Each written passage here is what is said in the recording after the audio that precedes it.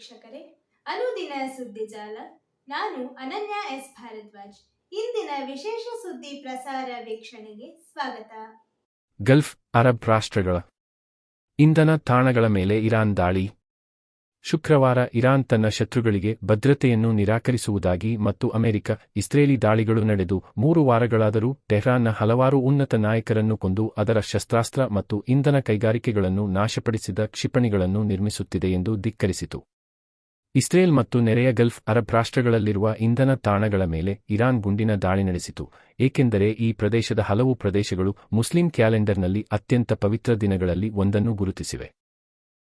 ಇರಾನಿನ ಡ್ರೋನ್ಗಳ 2 ಅಲೆಗಳು ಶುಕ್ರವಾರ ಮುಂಜಾನೆ ಕುವೈತ್ ತೈಲ ಸಂಸ್ಕರಣಾಗಾರದ ಮೇಲೆ ದಾಳಿ ಮಾಡಿ ಬೆಂಕಿ ಹೊತ್ತಿಕೊಂಡವು. ದಿನಕ್ಕೆ ಸುಮಾರು 7 ಕೋಟಿ ಬ್ಯಾರೆಲ್ ತೈಲವನ್ನು ಸಂಸ್ಕರಿಸಬಲ್ಲ ಮಿನಾ ಅಲ್ ಅಮ್ಮದಿ ಸಂಸ್ಕರಣಾಗಾರವು ಪಶ್ಚಿಮ ಏಷ್ಯಾದ ಅತಿದೊಡ್ಡವುಗಳಲ್ಲಿ ಒಂದಾಗಿದೆ. ಬಹ್ರೇನ್ನ ಆಂತರಿಕ ಸಚಿವಾಲಯವು ಗೋದಾಮಿನ ಮೇಲೆ ಬಿದ್ದ ನಂತರ ಬೆಂಕಿ ಕಾಣಿಸಿಕೊಂಡಿದೆ ಎಂದು ಹೇಳಿದೆ ಮತ್ತು ಸೌದಿ ಅರೇಬಿಯಾ ತನ್ನ ತೈಲ ಸಮೃದ್ಧ ಪೂರ್ವ ಪ್ರಾಂತ್ಯವನ್ನು ಗುರಿಯಾಗಿಸಿಕೊಂಡು ಡ್ರೋನ್ಗಳನ್ನು ಹೊಡೆದುರುಳಿಸಿದೆ ಎಂದು ವರದಿ ಮಾಡಿದೆ. ಚುನಾವಣಾ ಆಯೋಗದ ನೇಮಕಾತಿ ಕಾಯ್ದೆ ವಿಚಾರಣೆಯಿಂದ ಹಿಂದೆ ಸರಿದ ಮುಖ್ಯ ನ್ಯಾಯಮೂರ್ತಿ. ಮುಖ್ಯ ಚುನಾವಣಾ ಆಯುಕ್ತರು ಸಿಸಿ ಹಾಗೂ ಚುನಾವಣಾ ಆಯೋಗಗಳಿಗೆ ಇಸಿ ನೇಮಿಸುವ ಜವಾಬ್ದಾರಿ ಸಮಿತಿಯಿಂದ ಸುಪ್ರೀಂ ಕೋರ್ಟ್ನ ಮುಖ್ಯ ನ್ಯಾಯಮೂರ್ತಿ ಅವರನ್ನು ಹೊರಗಿಟ್ಟ 2023ರ ಕಾನೂನಿನ ಸಿಂಧುತ್ವ ಪ್ರಶ್ನಿಸಿ ಸಲ್ಲಿಸಲಾದ ಅರ್ಜಿ ವಿಚಾರಣೆಯಿಂದ ಮುಖ್ಯ ನ್ಯಾಯಮೂರ್ತಿ ಸೂರ್ಯಕಾಂತ್ ಅವರು ಹಿಂದೆ ಸರಿದಿದ್ದಾರೆ.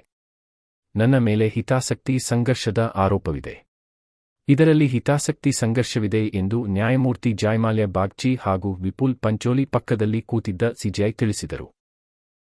ಮುಖ್ಯ ಚುನಾವಣಾಧಿಕಾರಿ ಹಾಗೂ ಇತರೆ ಚುನಾವಣಾಧಿಕಾರಿ ನೇಮಕಾತಿ ಸೇವಾ ನಿಯಮ ಹಾಗೂ ಸೇವಾವಧಿ ಕಾಯ್ದೆ 2023ರ ಕೆಲವು ನಿಬಂಧನೆಗಳ ಸಿಂಧುತ್ವ ಕುರಿತಾಗಿ ಸಲ್ಲಿಸಲಾದ ಸಾರ್ವಜನಿಕ ಹಿತಾಸಕ್ತಿ ಅರ್ಜಿಯ ಪೆಯಲ್ ವಿಚಾರಣೆಯನ್ನು ನ್ಯಾಯಪೀಠ ನಡೆಸಿತು.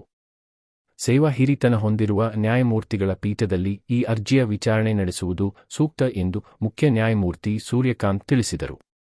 ಅರ್ಜಿದಾರರಲ್ಲಿ ಒಬ್ಬರ ಪರ ಹಾಜರಾದ ಹಿರಿಯ ವಕೀಲ ಪ್ರಶಾಂತ್ ಭೂಷಣ್ ಅವರು ಸಿಜೆಐ ಅವರ ನಿಲುವನ್ನು ಬೆಂಬಲಿಸಿದರು. ಈ ಸಲಹೆಯನ್ನು ಪರಿಗಣಿಸಿದ ಮುಖ್ಯ ನ್ಯಾಯಮೂರ್ತಿ ಏಪ್ರಿಲ್ 7ರಂದು ಮತ್ತೊಂದು ಪೀಠಕ್ಕೆ ವರ್ಗಾಯಿಸಲು ತಿಳಿಸಿದರು. ಹೊಸ ಪೀಠವು ಸಿಜೆಐ ಆಗಿ ಅರ್ಹತೆ ಹೊಂದಿಲ್ಲದ ನ್ಯಾಯಮೂರ್ತಿಗಳನ್ನು ಒಳಗೊಂಡಿರುತ್ತದೆ ಎಂದು ಈ ವೇಳೆ ಸ್ಪಷ್ಟಪಡಿಸಿದರು. ಮುಖ್ಯ ಚುನಾವಣಾ ಆಯುಕ್ತರ ನೇಮಕಾತಿ ಸಮಿತಿಯು ಪ್ರಧಾನಿ, ವಿರೋಧ ಪಕ್ಷದ ನಾಯಕ ಹಾಗೂ ಮುಖ್ಯ ನ್ಯಾಯಮೂರ್ತಿ ಅವರನ್ನು ಒಳಗೊಂಡಿರಬೇಕು ಎಂದು ಸುಪ್ರೀಂಕೋರ್ಟ್ ಐತಿಹಾಸಿಕ ತೀರ್ಪು ನೀಡಿತ್ತು. ಇದಾದ ಬೆನ್ನಲ್ಲೇ ಕಾನೂನಿಗೆ ತಿದ್ದುಪಡಿ ತಂದಿದ್ದ ಕೇಂದ್ರ ಸರ್ಕಾರ ಸಮಿತಿಯಿಂದ ಸಿಜೆಐ ಅವರನ್ನು ಕೈಬಿಟ್ಟಿತ್ತು. ಕಾನೂನು ಜಾರಿಗೆ ಬರುವವರೆಗೂ ಈಗಿನ ವ್ಯವಸ್ಥೆಯು ಜಾರಿಯಲ್ಲಿರಲಿದೆ ಎಂದು ನ್ಯಾಯಪೀಠ ಸ್ಪಷ್ಟಪಡಿಸಿತ್ತು.